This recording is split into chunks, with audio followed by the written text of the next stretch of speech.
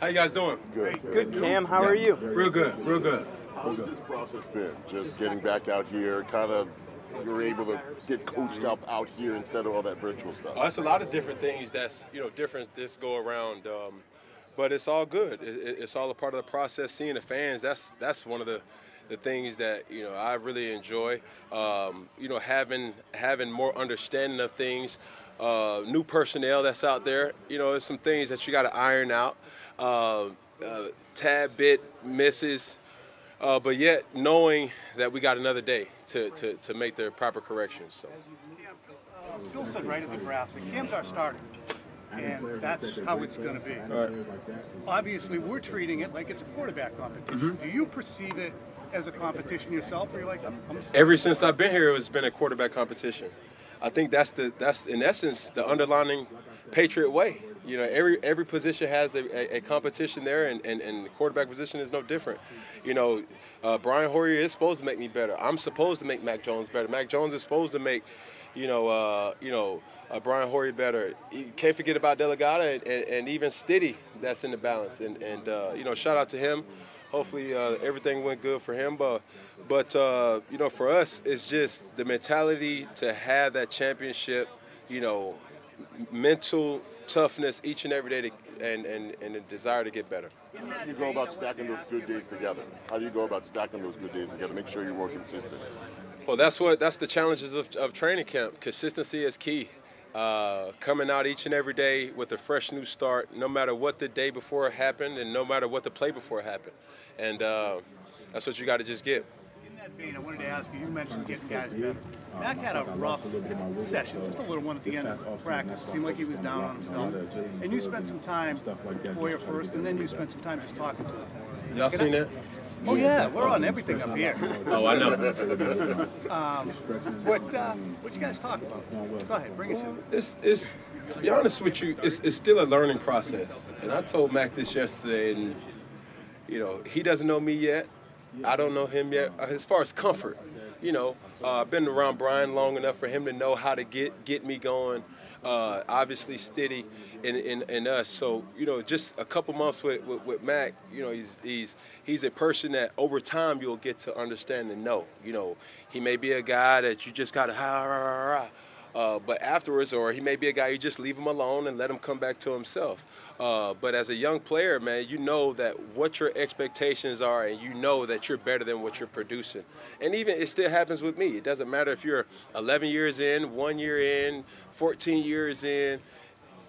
For us, it's knowing that we have a standard that we have to meet each and every day. And, of course, it's going to be disappointment when you don't meet it. But, yet, Mac has been great. Brian has been great. Everybody's just trying to learn each other and just try to be the best team as we can as much as possible. Cam, you say none of us dwell on the past too much, but when you look back in 2020, what did you want to fix? Personally, you look at it and say, I got to fix this. Mm-hmm. I mean, bro, 2020 is over with. You know what I'm saying? I'm tired of dwelling on that. My main focus now is just trying to get better and to be the best quarterback that I could possibly be for the New England Patriots here moving forward, and trying to come out here each and every day and using this as an opportunity to do that. When you were doing warm-ups, I noticed you kind of re-threw a throw. You were kind of like you wanted to try it again, and you kind of did like a step, like you were trying to remind yourself of something, mechanically, like stepping through or something. In terms of just what kinds of things are you trying to remind yourself of in terms of your mechanics or just like your process of going through every throw? I mean, to not overthink, things. You just have to a self-diagnostic. Check in, with yourself. When you don't feel like certain things are hitting the way it's supposed to, as far as pop, zip on the ball, feeling your feet in the ground, understanding that you got a little bit more power to uncoil, you still have to check in with yourself and know that, all right, my feet planted, is my shoulders and my feet involved, and not just throwing it, with my arms. So, it's a full body type of technique that the arm gets the credit for. So, What different would you say you are physically at the beginning of this year than you were at the beginning of last year? Physically? Yeah, physically. I didn't do anything this offseason as far as, any procedures, and that helps. So, when you got more time with the kids, more time with the family, more time to really focus in on yourself, physically and mentally, you know, you feel a little different, more confident. You did an interview with Cigar Aficionado where you said you're not going to be a battering ram anymore. Is that just sort of an acknowledgement? That's what they said. I think you're not going to see that kind of player anymore when you run the ball. Is that just an acknowledgement of like you got to? I'm getting older. Yeah. You know, you just have to move a little differently. You know, it's not about you know, proving certain things. I mean, we all know what I can do running the football at this particular point in time, and if it needs to come to those things, I'm willing to risk it all. But yet, if it doesn't require that, then of course you have to be a little bit more mental, because a nick and a bruise at where I'm at, it sticks a little longer than just a day and then, you know, going about your business. Wait till you get old like me. All right, like me. Yeah, you talked about how it's still a learning process. Like Mac doesn't know you. You don't really know Mac. From what you know right now of Mac, how would you describe him? Man. Cool like the other side of the pillow. You know what I'm saying? You know, you never know when he's really, you know, down on himself. You don't really necessarily know when, you know, he's up either. You know what I'm saying? He's real cool. I'm surprised his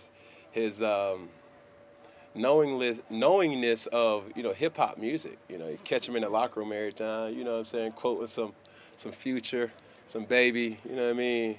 But, you know, those are things that you just got to learn with time. You know, we had an opportunity to meet in the OTAs, but you don't really get it. And then it's still another curve that's going to get during game times. It's good that we get preseason games and things like that, so you'll know these live bullets. So, you know, I'm pretty much here for him, just like Brian is here for him, just like, and I hope, I know it's reciprocated on all fronts.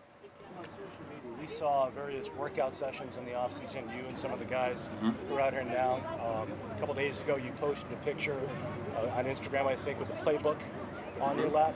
Can you describe the difference when you have an offseason where you can work with teammates, invest that time, and then also the time invested in the playbook coming in?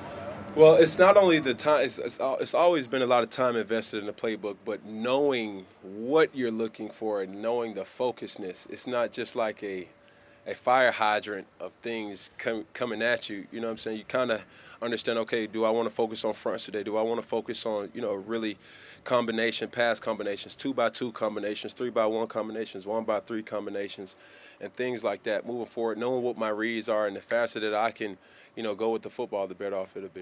You mentioned going faster with it. There's some reps where it seems like it's taking a while for the ball to come out. Why is that? How do you work to improve it? Is that part of the process, or is it something you're like, geez? It's what training camp's all about. You know what I'm saying? Of course, we have this mental in our head that, you know, in the classroom or, you know, when we're meeting, you know, coach asks a question, boom, that's where we're supposed to go with the ball. Okay, now you got Devin McCourty showing something, you know, Kyle Duggar showing something, then all of a sudden, you know, Hightower jumps over here, and then all of a sudden, you know, it's like, okay, what do I do? What do I do? What do I do? It's just taking the brain a little longer at times, but hopefully with a lot of repetitions, you know, it'll be good. How much does it help that you guys have a good defense? You just mentioned those guys. How much does it help on Helps your a end? lot. Helps a lot. Came a lot of new pass catchers added this year. How's the acclimation process with those guys? Well, it's still a process. It's still a process that's going, you know, trying to find ways to fit their comfort zone.